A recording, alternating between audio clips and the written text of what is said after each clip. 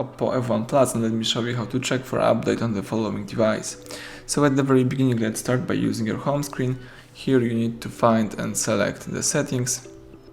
From the following options, let's find and select the system updates. It's under about phone, and if you have some updates here, you should find the information to possibility to update your device. If not, you can check out your latest version. Here you can also view version features if some features pops up, and that's it. So everything went well. Thank you for watching. Please subscribe our channel and leave thumbs up under the video.